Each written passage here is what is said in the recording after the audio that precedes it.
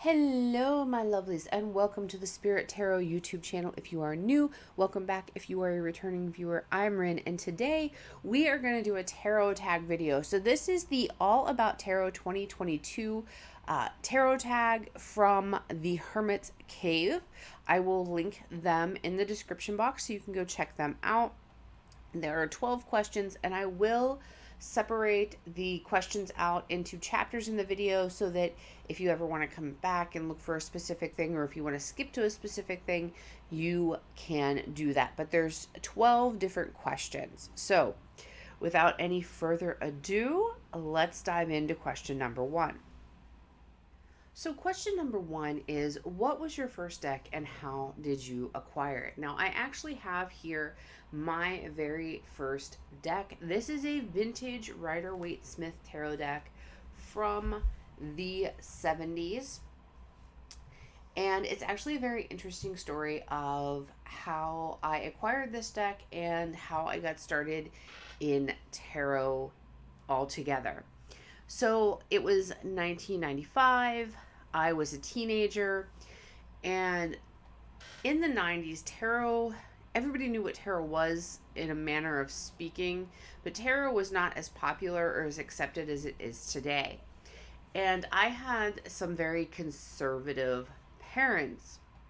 My mother was slightly less conservative than my father. So I had somehow got this idea that I was supposed to read tarot. I just had this image of myself as a tarot reader. And I really didn't know why. Like, I had never had a tarot reading. I didn't know anyone who read tarot.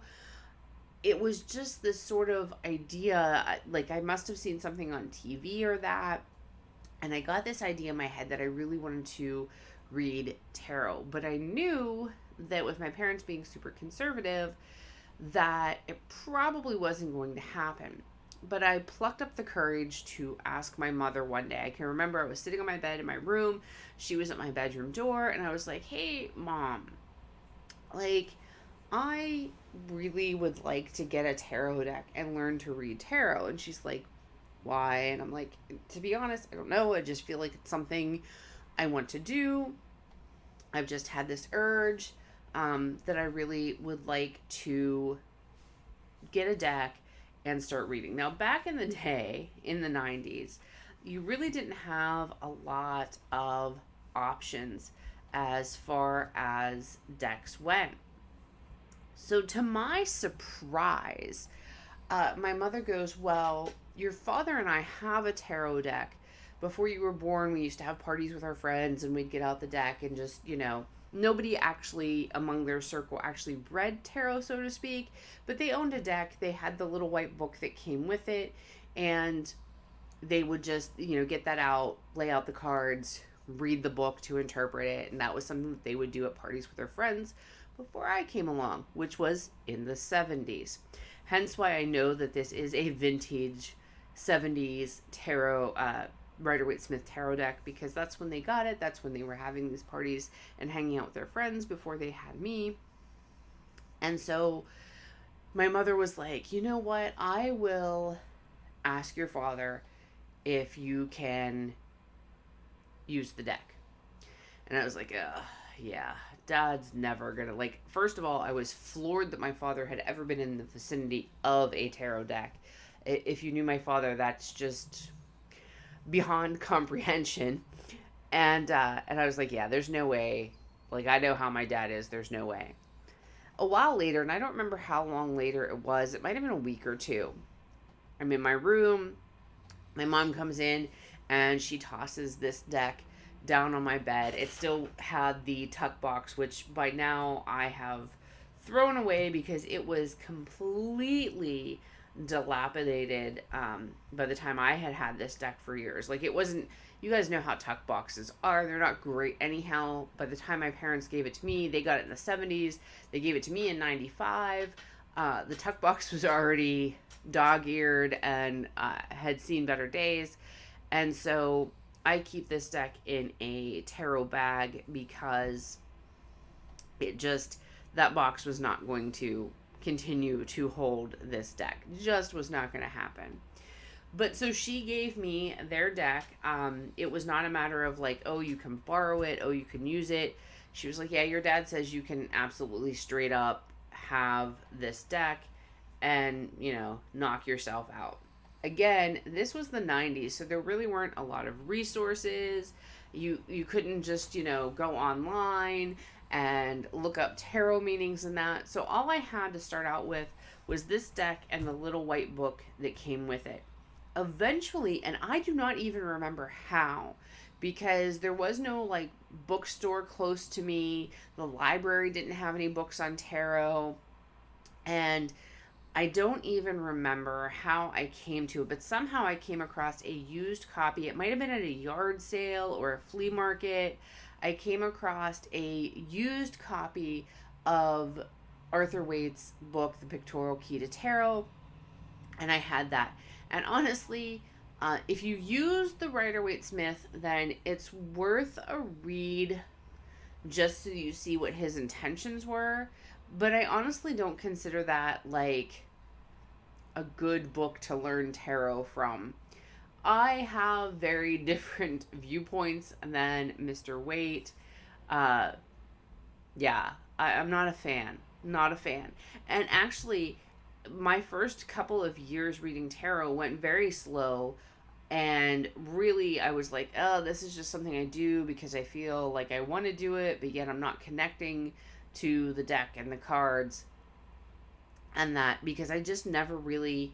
I can read with an actual Rider-Waite Smith deck now, but at that time when I was learning, this was really hard for me because I do not connect to this artwork and I don't connect with Arthur Waite's vision of tarot, so to speak. I connect with a version of it, and we'll get into that later, but I don't connect with the Rider-Waite Smith as it was created and written. And I know there are other writers that feel, other readers that feel that way, but I know that there's also a lot of readers that really this is the tarot to them.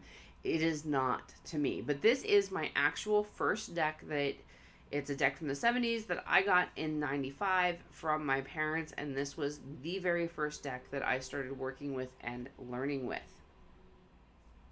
So question number 2 is, what is your last deck that you purchased and how have your tastes changed since your first deck?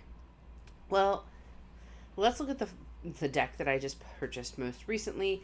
I did get the Hocus Pocus Tarot because I am a huge fan of the movie, a lot of good memories with it, and Halloween Samhain is my favorite holiday of the year.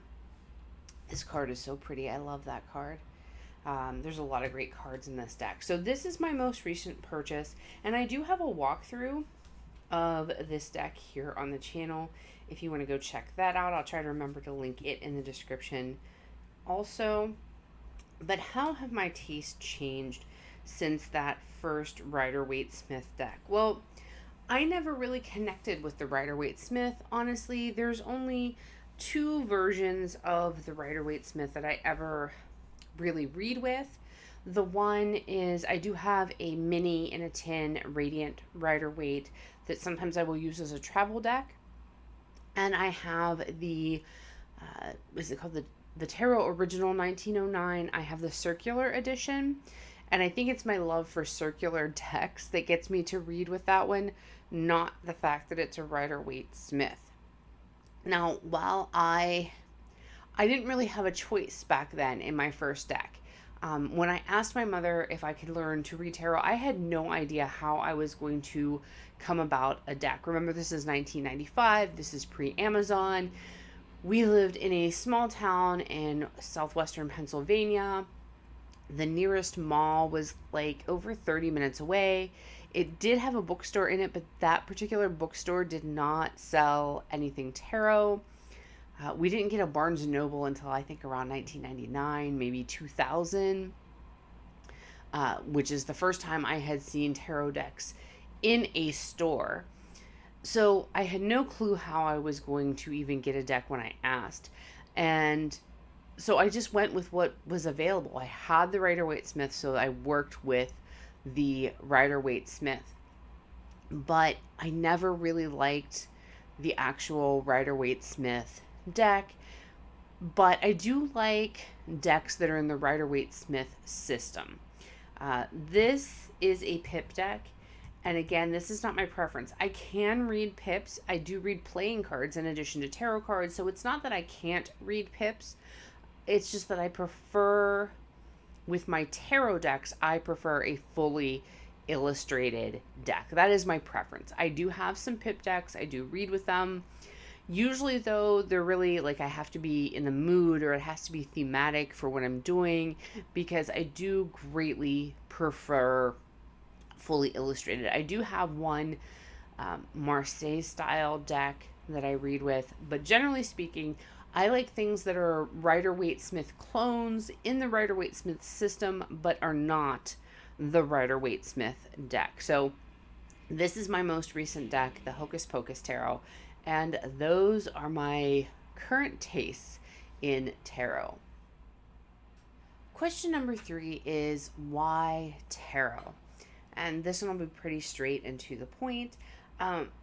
Tarot is really the only divination that I knew of or had access to as a teenager. I knew about tea leaf reading, but I didn't have any way to learn how to do that at the time. It wasn't like I could go get a tea leaf reading book at the library. Again, the one and only bookstore that I did not get to very often did not have any sort of divination things at the time. So, I didn't have any access to tea leaf reading whatsoever, even though I was interested in it. I didn't have any access. I knew about charm casting as well, but again, I did not know anyone personally who openly did any sort of divination. I'm sure that there were a few people, looking back, that I knew who were diviners, but they were sort of in the closet about it. Because remember, in the 90s, it was not nearly as acceptable to read tarot, etc., as it is today. It was something you were very careful who you told that you were reading tarot or doing tea leaf readings or that. Not that there weren't fortune teller shops and that in certain places in the US, but there were no fortune teller shops or anything in the area that I was from. It was very frowned upon in that area. So why tarot really was just, as I said in question 1, I just had this feeling that I was meant to do it. I just had this image of me as sort of a tarot reader or fortune teller, because things have changed, and I'm probably going to do a video about this, how tarot has changed from the time when I began reading until now, the changes that I personally have experienced or seen. But back then, tarot was what I had access to as far as divination went, as far as fortune telling went, and I had that synchronicity or that divine timing, divine planning, if you will, that my super conservative parents somehow had a tarot deck and just gave it to me so that I could begin my tarot journey.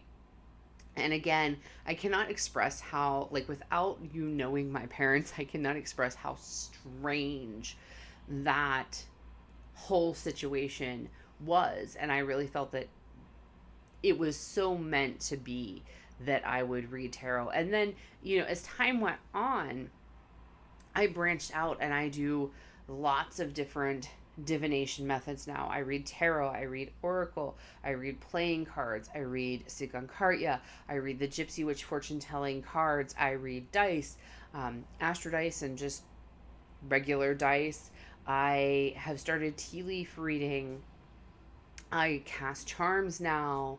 So, I really have expanded well beyond tarot, but it all started with tarot because that's what I had access to as a teenager. Question number 4 is tarot pet peeves. Now, the prompt is just tarot pet peeves. There's a couple different directions I could go with this, and I decided to keep it towards a type of deck that drives me crazy.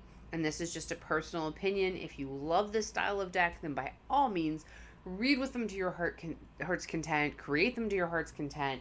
But this is just a pet peeve of mine when it comes to tarot decks themselves. When it comes to pet peeves that involve tarot readers or the tarot community, I think those are topics I'll cover in the video when I do it, of how tarot has changed from when I started till now, till present day. But I wanted to keep it to decks in this particular video. So this is the Heaven and Earth Tarot. I do read with this particular deck, but it is on my pet peeve list. And I have another deck that you'll see in this video that also is the same issue that I have with this deck. And that deck, I almost never use it for readings whatsoever. This deck I will use because this deck and I sort of have an understanding. We've come to sort of an armistice. Yeah, we've got a truce. We're simpatico, so to speak. But this is an example of my pet peeve. So this is the Heaven and Earth Tarot. Here is what I cannot stand. I hate, and this is no offense to anyone who reads this system, but I personally hate the Thoth system. And it has nothing to do, I know some people refuse to read Thoth because it is Crowley's system, and some people are very anti-Crowley. I am not pro-Crowley or anti-Crowley, so to speak. Crowley did some really shitty things. Crowley had some really crazy ideas. But I kind of just, he's not my cup of tea, so I just leave him alone. There are people that are diehard fans. There are people that are diehard haters of Crowley. I don't consider myself either of those. I kind of, I see Crowley for who he was, which I don't think was a good, upstanding person. That doesn't mean that his deck can't be a good and valuable tool, in my opinion. However, I do not like the Thoth system. I will not read the Thoth system. That is my personal choice. If you mesh with that system, then more power to you. Go for it. Read the Thoth. I am not one of those readers that say, oh, you shouldn't read it because, it came from Crowley, so that just makes it bad. That is not my hot take on it. I just don't like that system. However, I have started to see Rider-Waite-Smith and Thoth mashups, which is what this deck is. So you can see, hopefully you can see, I don't want to move the camera down because I'm going to need more space for answering future questions, and I don't want to move the camera all around. But there's a keyword here on the cards, and then there's these planet and element and zodiac sign correspondences on the title of these minors as well. And this is all Thoth influenced. It matches the Thoth associations. And sometimes these keywords on here, this is the 10 of Pentacles. So wealth is an okay keyword for me for the 10 of Pentacles. I think it's the 6 of Swords. It's one of the ones that I just cannot get behind. The 6 of Pentacles, they have material success. That is not a key term that I would associate with that card. So what these Rider-Waite-Smith Thoth mashups do is they tend to use the Rider-Waite-Smith art, but the Thoth meanings. And I know other people do not pronounce it Thoth. They have their own debates as to how you are to pronounce that word. None of us rightfully know, though, so go with what works for you. But this is the thing, and it's Princess of Pentacles as well, instead of Page. So you can see the Thoth influences, but yet you can see that the art remains very Rider-Waite-Smith in its theme. So I can read with this particular deck because I just go by the images and I ignore this information on the cards that just does not jive with my reading style, since I don't read Thoth, and I just do my own thing with the deck, and that works well for me. But that is my pet peeve.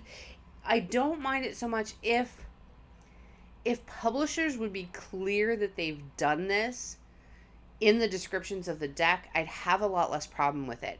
But both decks that I bought that are Rider-Waite-Smith Thoth mashups, there was no warning. I did not know that they were mashups until I had them in my hands. So even this one, which I believe is, oh, this is a low Scarabeo deck. Should I be surprised? Yeah, did not know that this was a mashup until after I had it. And when I talk about the other one was actually my first experience with this. I did not know that anyone was doing Rider-Waite-Smith and Thoth mashups until the other deck, but we'll get to that later in this video. But my pet peeve is, and it's not even so much that they mash them up, it's that you don't know that they've mashed them up until after you've had them. And so in this deck, it's fine for me because I can use it, but in the other deck, it has actually made it so that I don't read with that deck. But this one, I enjoy the deck itself. I use it. I just ignore the Thoth elements and influence that they've put into the deck. So question 5 is your favorite tarot spread. I, a lot of times anymore, don't really use what I would consider a spread. And so I have this deck of playing cards to try to illustrate how I do a lot of my readings. I needed something that was smaller to fit into the frame. So generally what I do, let's just shuffle this. I don't know what we're doing, but we're shuffling this. I'm not actually asking a question, but I love to shuffle my cards. So I will start out with a row of 5 cards. And let's get that centered. So I start out with a row of 5. Now, there's 2 different ways I do this. Generally speaking, what I do most frequently is I don't have any sort of position or specific, like it's just whatever the querent asked about. I will usually indicate that the center card in the first line of 5 is like the central issue, the root of the issue, the heart of the issue, something like that. It just depends on what comes through and what the querent's question was. Then I will shuffle again, and I'll do a row of 4 cards.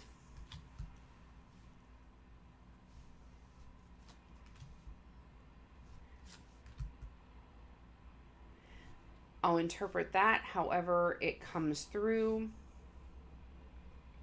And then I'll do a row of 3 cards. Then usually after this, I interpret that however it comes through, and then I'll usually start pulling oracle cards and go from there, because I almost never just read straight tarot. I almost always, and I'd be willing to say, I mean, almost exclusively when I read, it is a mix of different types of cards. I almost never read just tarot. Now, there's another way. I just call this my normal cascade. That's just what I call it. That's just what I do. There's really, it's just however I feel intuitively I should interpret the cards. Now, sometimes though, I will do a little different variation of that, where the first row is the basis or the foundation of whatever it is the querent is asking about. The next row is the present, what is going on in the present with the situation. This row of 3 would then be the near future, and sometimes I'll add 2 cards at the very end for the more distant future. Now, I don't like to do readings where I'm doing anything predictive that would look at more than 90 days ahead. As a general rule, in tea leaf reading, you know, it's not uncommon to do a year. I do have some year-long tarot spreads that I do from time to time, but they're not really my favorite because of how I view our futures and how I don't feel that they are fixed, and that choices that we make can alter the outcome. And the further away from the reading we're trying to predict, the less certainty we have in that prediction, because a lot of things could happen between now and then. So for me, if I'm doing the near future and the farther future, this would be within the next 30 days, and this would be 30 to 90 days would be that last row. And then I'd probably add, I almost always add some oracle cards to it and go from there. Now, I do have a couple other spreads, and I can use the tarot to show those. So let's clear these. This is the Royal Mischief playing card deck. If you were interested, it is a very unique playing card deck. I love it very, very much.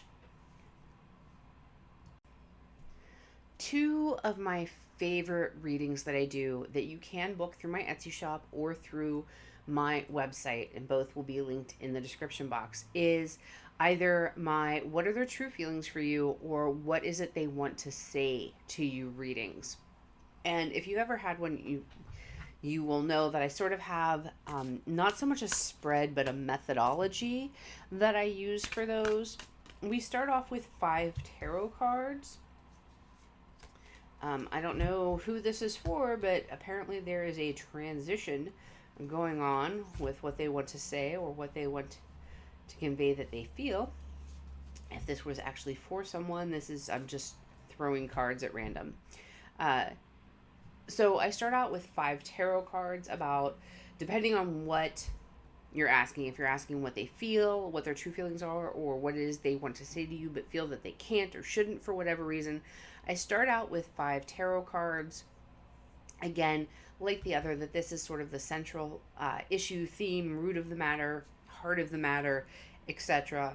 Then I draw a bunch of oracle cards, which I'm not grabbing a whole bunch of oracle cards to do this video, but I grab a bunch of oracle cards, lay them out as well, and then I finish up with some channeled message cards, which I have my own deck that I created of channeled message cards.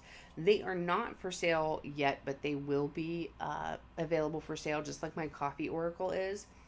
But after we draw all the tarot cards and the oracle cards, then I draw some channeled message cards. Now, I draw usually about 9 channeled messages for a reading, and you can choose. I can do them as PG-13 readings, or I can do them as 18 plus readings, depending on what your preference is. We can get pretty explicit sometimes in the 18 plus readings, or I can keep it PG-13 if that is more your comfort zone. But I really enjoy these readings. Like I said, I start out with 5 tarot cards, then I do a slew of oracle cards, and then I go into the channeled messages after that from my own deck that I channeled the messages, I created the deck, and that. So those are some of my favorites as well. And then just one more that I want to show you, because a lot of times people ask questions that involve other people. And so, like, I don't do these ones professionally, but if myself or my friend, like, we had a situation going on with something in our lives and we just want a little insight, a little guidance, a little peek to kind of let us know how maybe we can best navigate something. I do love, one of my favorite 3 card spreads is the querent, the other person that is involved, and then advice for how to navigate the situation. So this is all about you and where you're standing. This is about them, where they're standing, and then advice for how to best navigate the situation for hopefully all involved. So that's my favorite 3 cards. So those are my spreads, if you will, that I use. Question 6 is your preferred tarot system. I didn't want to leave it off, but I've kind of already handled it. My preferred tarot system is Rider-Waite-Smith Clones. This is the Light Seer Tarot, which you've already seen me use in this video. But right now, it is my sort of go-to deck. I use it for a lot of personal readings, as well as I use it in a lot of client readings. I have used it for readings on the YouTube channel as well. I think I've used it for Instagram readings also. I use this deck a lot, and it is a Rider-Waite-Smith clone, but yet it has its own flavor. While you can see the similarities to the Rider-Waite-Smith, you can also see the differences. It's much more diverse than the Rider-Waite-Smith. There are some interesting takes on some of the cards that I really like. The 8 of Cups in this particular deck has been transformative for me and how I look at the Eight of Cups, not just in this deck, but across tarot as a whole. But I do absolutely, I love this deck. This is my go-to deck right now, even though it is not a clone of the Heaven and Earth Tarot, artwork wise, is basically a Rider-Waite-Smith clone. It's just a different theme and art style, but it is basically the same sort of, like, you can look at those one to one and see that they are very, very close. These, if you're familiar with the Rider-Waite-Smith, you can kind of see, the Four of Cups. Normally it's a hand holding the cup towards the person, and the person's got their arms crossed, and it can mean, missing an opportunity or refusing to take an opportunity, among other things. But here, there's this opportunity coming into this cup, and she's looking in the other direction, meaning that she might not realize or notice, and you can see how she's kind of unhappy. She might have some regrets or disappointments, and she's focused on that and feeling in those feels, and she could, if she's not careful, miss this opportunity here. So you can see the similarities in the Rider-Waite-Smith, but yet the artwork is not exactly the same. But I do like I guess you would say I do like the Rider-Waite-Smith system kind of loosely. It's more clones, it's more decks inspired by the Rider-Waite-Smith that I enjoy. Number 7 is tarot rituals. I do like to clear the energy before I do a reading. Sometimes you guys actually see me do that on video. Sometimes I forget to do it on video. But one way or another, either by the singing bowl,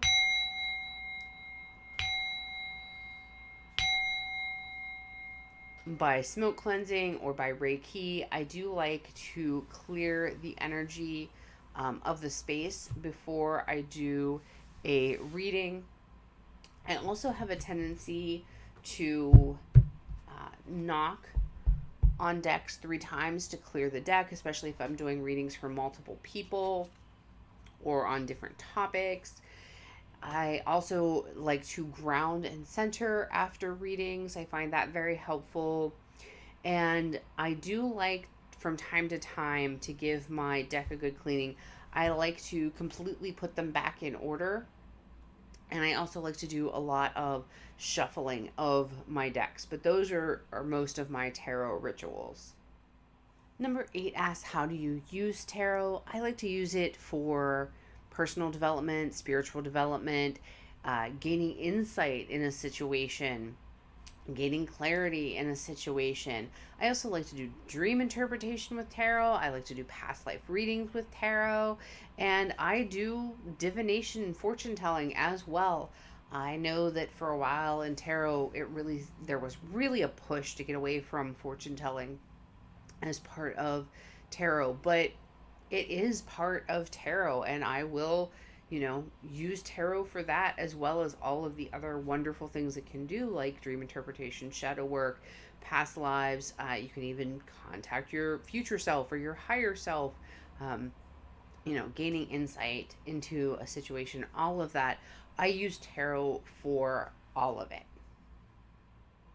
Number 9 asks, what is your significator card, and why do you feel that represents you? So in a lot of systems that tell you how to choose your significator card or how to assign a significator card to you, for many of them, I would be the Queen of Pentacles. There's one of them in which I would be the Knight of Pentacles. Of the ones I know, generally speaking, I'm very much associated with Pentacles as far as a lot of systems go. However, while I can see those qualities in me, the way that I ascribe meanings to the court cards in most cases, I identify as very Queen of Swords. Someone who is Queen of Swords, she's known happiness and joy in her life, but she's also known separation and sorrow. She is well educated. She can talk to anybody about anything.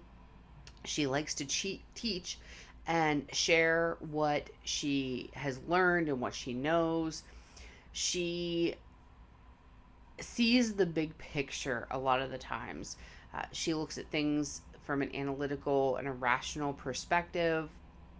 She doesn't let her emotions get the best of her, and that can be a detriment though as much as a boon, because sometimes when she should follow her heart, she's still going with her head, and I have a tendency to do that. The other thing about the Queen of Swords is that sometimes she can seem unapproachable and cold because she tends to rely more on being in her head than in her heart.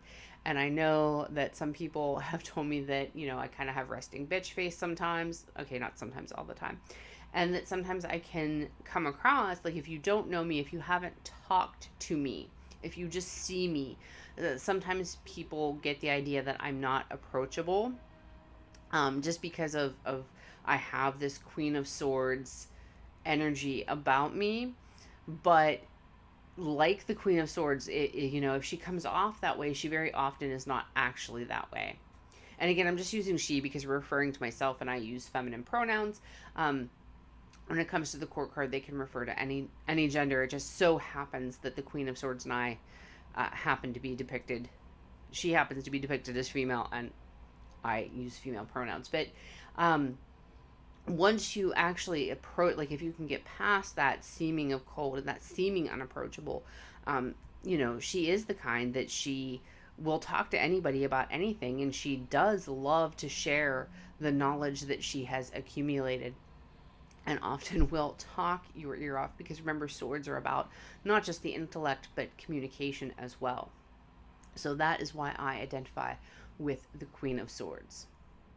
So number 10 is your most expensive deck, which for me is probably also my most regretted deck purchase. So this is the Book of Azathoth Tarot. It is an indie deck by Nemo's Locker. I was so excited for it because I had seen the artwork, and I really need to keep pulling cards so that you guys can see. There we go. There, we've got some minors now.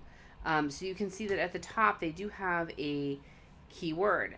And just like the Heaven and Earth Tarot, this keyword is based off of the Thoth.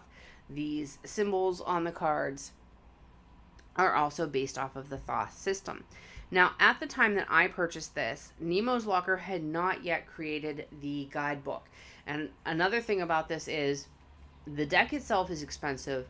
And if you want the guidebook, this does not even come with a little white book. It comes with absolutely nothing. And if you want the guidebook, it costs as much as the deck. And this was already a pricey purchase as far as I was concerned. So there was no book at the time. It does not come with a little white book. I had tried to find a study group for this deck. Could not find a study group for this deck because I was having such a hard time connecting with it. And I didn't understand why these words were on the minor. Like, they did not jive with my meanings, my Rider-Waite-Smith meanings for the card. So I eventually wound up reaching out to Nemo's Locker. And now, while I say that I regret this deck, I have to say that my experience with Nemo's Locker was very nice. I reached out to Nemo's Locker, and I do not know what pronouns they use, so I'm just going to use they, them. They let me know that this was a Rider-Waite-Smith Thoth mashup. It is only the art is meant to go very closely to the Rider-Waite-Smith art, but it is to be read as a Thoth deck. And so, since they did not have the guidebook out yet, their advice to me was to get a good book that teaches how to read the Thoth. They even recommended a very specific book that they felt was very good for beginners to the Thoth system. They were very kind. I really appreciated that. However, I cannot and I will not read Thoth. So I have tried with the Heaven and Earth Tarot. I just read it as a Rider-Waite-Smith, and I'm fine with that. I've tried to just read this deck as a Rider-Waite-Smith deck, and it freaking hates it. It hates it. It doesn't want to do it. And so this deck and I throw hands at each other. We do not, no, we are not each other's fans. We do not, like, I have a truce with the Heaven and Earth Tarot. The Book of Azathoth and I do not have a truce. We have not made a treaty yet. I keep saying that I'm going to work with it and figure out a way to make it a workable deck for me because I did spend the money on it. I even took the time. It does not come edged. I edged the deck. I thought maybe that would help because sometimes doing some deck modifications can help me connect with a deck. But this deck and I just have freaking fits with each other. I don't even remember what edition I have. I think I have 5th edition. I can't even remember. I think it tells me there's a little slip that tells me what deck of how many it is. And I'm pretty sure it tells me what edition it is too because the backs were different on each of the editions that Nemo's Locker did. So it's not like, I mean, the cardstock and everything is fine.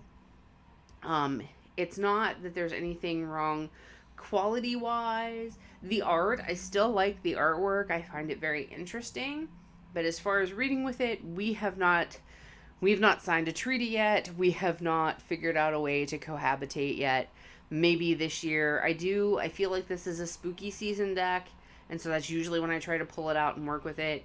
I pretty much do that every year. I'll probably do that again this year where I pull this out and try to work with it. But we fight. We fight. This was something that I really, if I had known that it was supposed to be read as a Thoth deck, I would not have purchased it. I straight up would not have. So fair warning, if you ever see this deck around and you want to get it, just know that it's intended to be read as a Thoth deck and weigh that into your decision because I hold on to this deck and I don't gift it to anyone because it was the priciest deck. I think it still is. Like, no, I do have Oracle decks. I think I have 2 Oracle decks that I paid more for that were indie decks. But as far as the tarot decks go, this was the most expensive deck I've ever purchased tarot wise. And yeah, we do not get along. But that's just my story. Maybe you love this deck. If you do, let me know. Or if you've had the same issue with reading this deck that I have and you've figured out a way to make the deck work for you, let me know in the comments because I really wish that this deck and I could come to some sort of agreement. Question number 11 is your unicorn deck, a deck that is hard to find. I'm going to take a little bit of a sort of slant on that. This is my unicorn deck. It is the Russian Tarot of St. Petersburg. If any of you have followed me for a while and you know my story of how I really got into tarot, how tarot really clicked for me, because I did not mesh with the Rider-Waite-Smith. In 2000, I finally got a copy of the Russian Tarot of St. Petersburg. And it's an interesting story how that happened.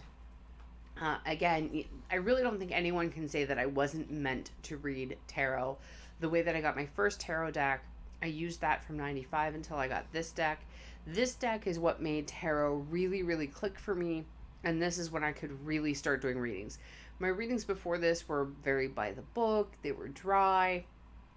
There wasn't a real spark and connection there. Like, I could do it, but I was not going to do it for a living when I was using the Rider-Waite-Smith. There was a website back in like 99, 2000, and the website, as far as I know, is long gone by now. But you could go on and it would generate a free reading for you, usually a Celtic cross spread. And you could pick from a handful of decks that they had images for. And I would always pick the Russian Tarot of St. Petersburg.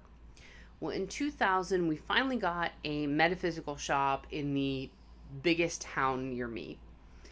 And I was in the metaphysical shop, and of course they had all these decks, and I said, hey, do you happen to have the Russian Tarot of St. Petersburg? Now, I do not know if this woman was telling me the truth or not, but she said, oh, I know what deck you're talking about, but they only print X amount of copies like once a year. Again, this is 2000, so that could have been. We hadn't really had the tarot takeoff that we have now, where they just mass produce, I mean, an insane amount of decks. There's an insane amount of decks to choose from on the market. But back then, that wasn't the case. And so she's like, well, I can order it for you, and then when they do the next run of decks, you know, I'll call you and let you know that it's in. So some time had gone by, and I hadn't been to the shop. She hadn't called me. I was like, yeah, probably not going to get that deck, right? So we're going by the shop, and I stop in, and lo and behold, what do I see in the case but the Russian Tarot of St. Petersburg? I was like, oh, hey. And she's like, oh, you were the one who ordered it. She's like, by the time I got it in, I had lost your name and number, so I couldn't call you. And I wound up deciding just to put it in the case and, see what happens. And that. So I almost didn't get it because any Joe Schmo off the street could have come in and bought it between the time that she put it in the case and I came in. But she said it had only come in maybe within the week before I came into the shop. So synchronicity, she lost my stuff, and yet somehow I managed to come into the shop and get the deck because she had only ordered the one copy. It's not like she was like, oh, somebody's interested in this, so I'll order a couple of them for my shop.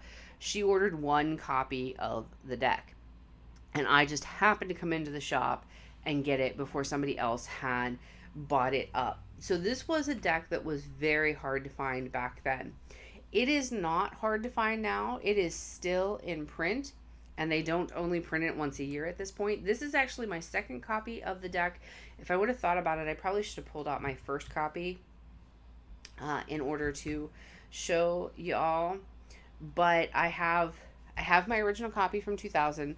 It was the only deck that I read tarot with for several years. For several years, it was the only, and I want to say, oh dear, let me think. It wasn't until, so I got it in 2000, and I don't think I started reading with other decks until 2014. So for a long, long time, this was the only deck that I read with. And like I said, I do still have that copy of the deck. It's missing one of the cards. So I just used the title card to replace that card because that's what you do when you have a cherished deck that you can't replace. But now it is very easy and accessible, if I could talk, to get this deck. You can go on Amazon and just order it. It comes with a little white book. There is a guidebook that was written to go with this that incorporates, I guess, a lot of Russian history. However, very often it is extremely pricey. Most of the time when I find it, it's in the hundreds of dollars for that book. I have found it a couple of times where somebody was selling a used copy for a reasonable price, but for whatever reason, I didn't pick it up at the time. You don't need that book in order to be able to read this deck. The little white book is just fine, especially if, I went from Rider-Waite-Smith to this. As soon as I had the little white book and this deck, tarot just clicked for me. So you don't have to have that special guidebook that was written to go with this. There is actually, maybe I'll redo, when I did my podcast, I did an episode about this deck because it has an interesting history to it that I won't go into here. But maybe I'll redo that as a video here on the YouTube channel because it does have an interesting history and there's a little bit of mystery to it as well. But this is my unicorn deck, and this deck will always have a special place in my heart. Also, this is like when you want hit hard with the truth, this is the deck that I use. This deck pulls no punches. No punches whatsoever. If you want hit with the hard truth, this is a great deck for that. At least that's the relationship that I and this deck have. When I want pure, unadulterated, don't spare my feelings truth, this is the deck that I use. Question number 12 is, what is the most important thing that you have learned from tarot? Oh, narrowing it down to one thing is just really impossible for me. One of the things I have learned is to be open, to be flexible, to be able to see multiple interpretations and sides of things. I always was kind of like that. Generally speaking, my whole life, I could, even if I didn't agree with somebody else, I could at least see their point of view. But I think that tarot has driven that home even harder. Another thing that I have learned, and I'm still working on learning, that's so important from tarot is self-confidence and to trust my intuition. To read for other people, you really do have to find a level of self-confidence. That can be one of the hardest things when becoming a professional tarot reader, is to learn to be confident in yourself as a reader. And then that can translate over into other areas of your life as well, learning to be much more confident. Also, learning to trust my intuition more. You will have, as a reader, whether you're reading for fun, for friends and family, or whether you are a professional reader, you are going to come across difficult clients. You're going to come across clients that lie, and you'll give them a reading and they'll be like, nope, that doesn't resonate. Nope, that's not what's going on in my life. And then if you are lucky as a reader, you'll find out down the road that that's exactly what's going on. I have had that happen a couple of times, where I have had a client, like, something's come up in a reading and they're just like, nope, absolutely not. Absolutely not. And then they did wind up becoming returning clients to me. Some of them I still read for to this day. I've been reading for them for years. But they were like, nope, absolutely, that's not going on, because it touched on something that they were not yet comfortable talking about. And so they pushed back and they denied. And then down the road, they would come back to me and be like, that thing that I said wasn't true. Well, it is true. And can we do a reading on that exact specific thing? And it's not a matter of they lied to be deceptive, if you will. They just weren't ready to face or tackle that issue. And so they went into the state of denial. And you, as the tarot reader, have to learn to just stand by your reading. As human beings, we're going to get it wrong from time to time. No genuine reader can get every detail right 100% of the time. Sometimes it's a matter of we've got things wrong. Sometimes it's a matter of someone involved in the situation made a very drastic change of heart or change of mind. They made a choice that really deviated from where they were when the reading was done, and so that changes the outcome. But you have to be confident in your readings. Also, it's not uncommon, especially because I will sometimes do readings where I add mediumship to the card reading, to the tarot and oracle. And it is very much not uncommon, even in just a straight tarot reading. But I find it a lot of times in the mediumship reading specifically, where something will come up in the reading. And it's not that the client denies it or lies about it. It just doesn't click for them in that moment. And as a reader, you have to have the confidence just to stand by your intuition and what has come through and what is coming through to you. And I just let clients know that sometimes not every little piece will click right now, and that's okay. If something isn't making sense right now, that's fine. Don't dwell on it too hard. Just kind of, it's like when you're trying to remember something from a movie or the name of that actor or actress. And you're like, oh, it's on the tip of my tongue, but I can't get it. When you go and do something else and you don't focus on it, you're doing something else, then it'll just suddenly, spontaneously come to you. And sometimes readings can be like that as well. I'll have clients who will get a reading and they'll be like, yeah, I'm not sure what that's about. But, a week later, a month later, 6 months later, they'll be like, hey, Rin, I figured it out. You know that thing that we were talking about in the reading that it didn't make sense at the time? Yeah, well, I kept it in mind, but, just kind of let it stew, sat with it. I now know exactly what that was about. So you just have to have confidence in yourself as a reader and stand by what you're getting in the reading.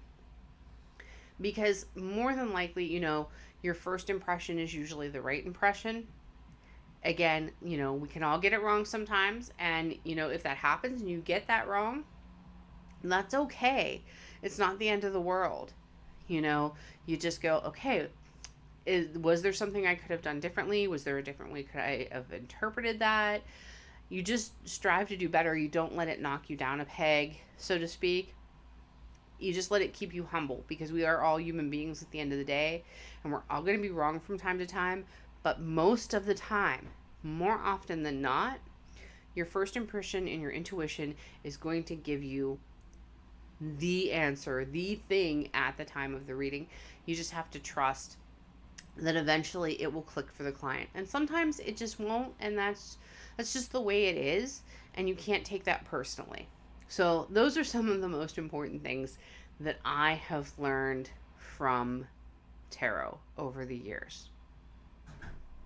So I hope that you have enjoyed this video.